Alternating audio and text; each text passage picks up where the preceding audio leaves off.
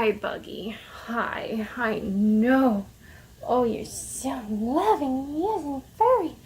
Hi, everybody. Welcome back to my channel. My name is Heather, and today we are going to be talking about the New York Times bestseller Zodiac, a novel. And for those of you who have been here before, welcome back. Those of you who have not seen my videos before, welcome. My name is Heather, and inevitably you will see my cats running around here just trying to be involved, you know.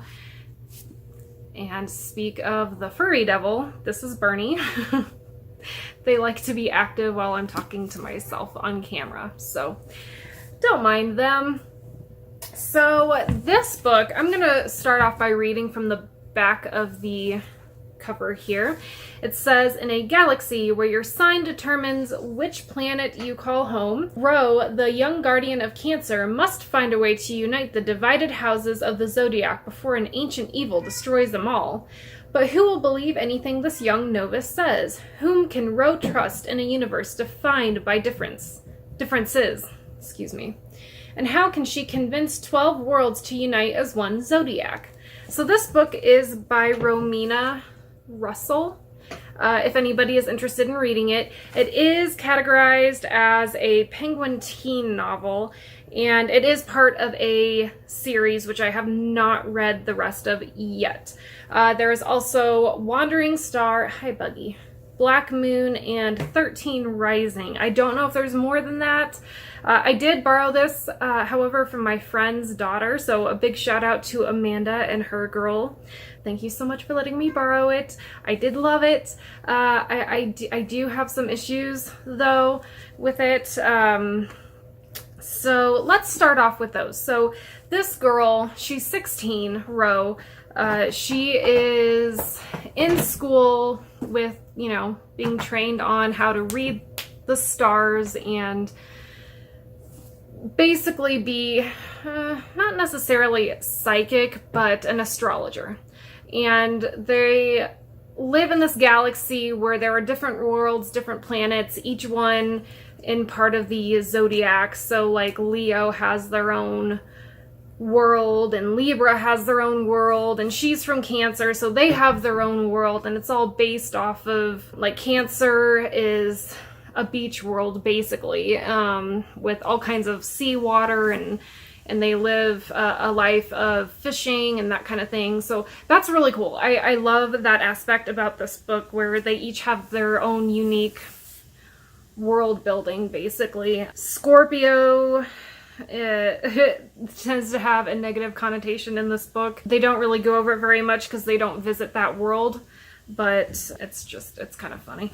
So anyway, so she's in school for training, and when she's wrapping up her schooling and going through her test and celebrating the end of her schooling, her world is attacked. And she's thrown into this kind of war zone, basically, and made emergency guardian for her Cancer world.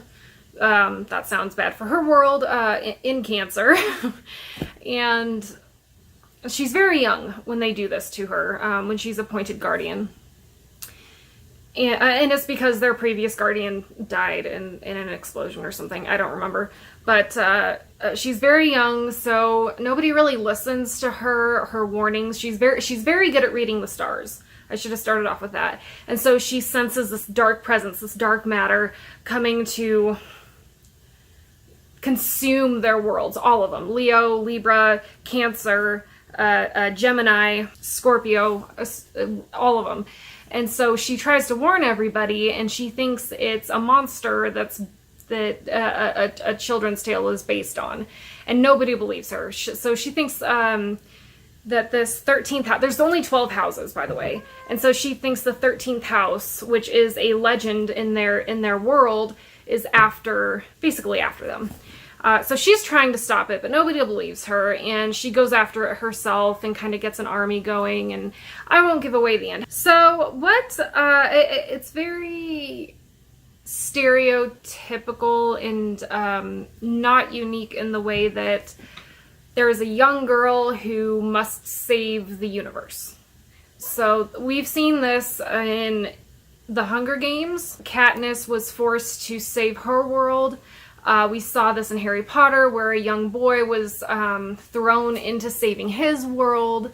It's just, and Divergent too. It's just not unique. It's not a unique storyline.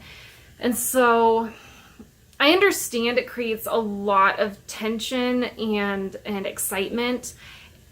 It's just been done a lot. And so I think for Romina Russel to put it in a space kind of setting is really cool. The actual storyline is really unique in the way that she crafted these worlds and the issue at hand. It's just a basic good versus evil, but it's been repackaged into something really unique, which is very cool. My issue with it is that it is categorized as teen. She's 16, however, there's no sex scenes, which is good because then it would be an adult novel, but she's 16 and they do allude to her sleeping with somebody. I think he's her age. I think he's her age. But that doesn't really make it much better. Personally, when I was a teenager, that's not what I cared about. That's not what I was thinking of. I mean, sure, if there was a love triangle in a book and she was, trying to decide who she wanted to be with, and they were both good for her and they were both bad for her in different ways, and she, like in Hunger Games, she kisses Gale and she kisses Peeta. And that's fine. Like, that's very light romance. But to allude to a 16-year-old sleeping with another kid, that's kind of crossing a line for me. I don't really want my kids reading about that.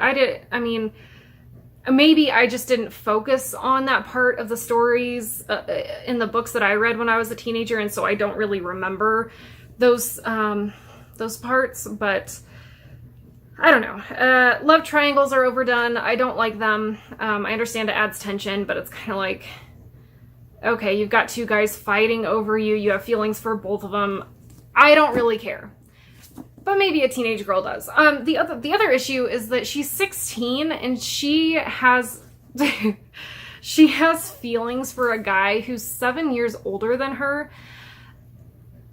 I can relate to this, but the fact is that he reciprocates back and they kiss, and it's just not a great message to be sending out to teenagers.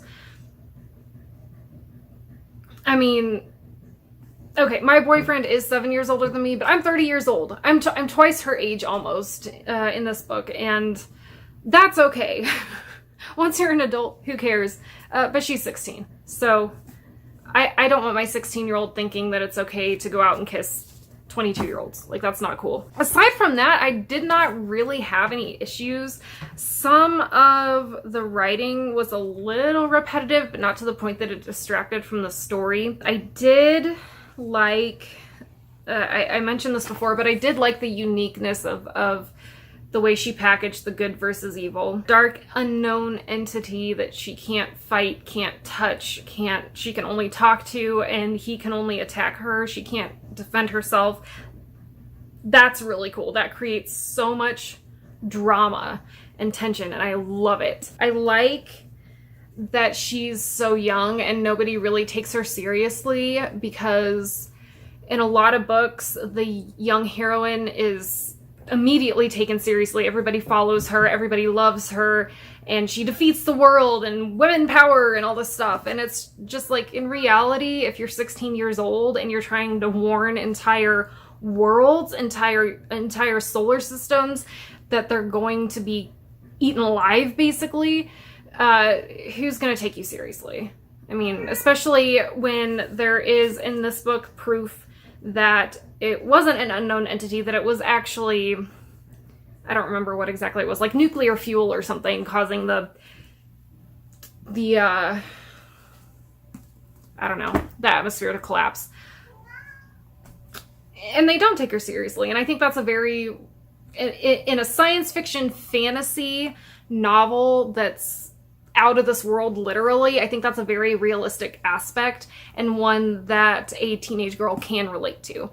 So all in all, I would give this book at the least 3.5 stars, maybe 4 out of 5 stars. Just for the fact that she does kiss someone 7 years older than her, just for the fact that there is an allusion to sex when it's supposed to be a teen book. I don't know what the guidelines are for teen books these days, but when I was a teen, there was no allusion to sex whatsoever. It was all adventures, animals, maybe a kiss or two, but nothing concrete that you know, I don't know. But other than that, it was really good, and it's very adventurous, so I would recommend it a read. And depending on your parenting style, you may want to let your teenage girl read this. It just depends. I know people who would be like, who cares if there's sex mentioned as long as there's not a sex scene, or, you know, and they would let their teenage girls read it. But then I also know other parents who would really not be okay with that, even at the mere mention of it. So it just depends on your parenting style and what you want your kids to be reading. So hit the thumbs up button if you liked this video, subscribe if you want to see more, hit the notification bell if you want to know every time we upload, and until next time, what are we gonna do next time? And I might have some time to read another book. I'll do another book review. You know what? I see one in the back there that I think I'm gonna read and try to do a book review on. Let me grab it real quick. Okay, so Death in the Air is a book that I got from either my boyfriend or his parents, but it's the true story of a serial killer, the Great London Smog, and the strangling of a city. So I'll just read the inside cover real quick. London was still recovering from the devastation of World War II when another disaster hit. For 5 long days in December 1952, a killer smog held the city firmly in its grip and refused to let go. Day became night, mass transit ground to a halt, criminals roamed the streets, and some 12,000 people died from the poisonous air. But in the chaotic aftermath, another killer was stalking the streets, using the fog as a cloak for his crimes. All across London, women were going missing, poor women, forgotten women. Their disappearances caused little alarm, but each of them had one thing in common. They had the misfortune of meeting a quiet, unassuming man, John Reginald Christie, who invited them back to his decrepit Notting Hill flat during that dark winter. They never left. The eventual arrest of the Beast of Rillington Place caused a media frenzy, where there were more bodies buried in the walls, under the floorboards, in the back garden of this house of horrors. I read that wrong. Were there more bodies buried in the walls, under the floorboards, and in the back garden of this house of horrors? Was it the fog that had caused Christie to suddenly snap? And what role had he played in the notorious double murder that had happened in the same apartment building not 3 years before? A murder for which another, possibly innocent, man was sent to the gallows? The Great Smog of 1952 remains the deadliest air pollution disaster in world history, and John Reginald Christie is still one of the most unfathomable serial killers of modern times. Journalist Kate Winkler Dawson braids these strands together into a taut, compulsively readable, true crime thriller about a man who changed the fate of the death penalty in the UK and an environmental catastrophe with implications that still echo today. So this is going to be depressing. If you don't want to read it, that's fine. I am going to read it and discuss it in my next video, which may be a week or two out. If you did read the Zodiac, leave a comment with your thoughts below, just kind of how you felt about the story and your thoughts about my thoughts. And then I'll say 2 weeks. In 2 weeks, we will go over Death in the Air by Kate Winkler Dawson.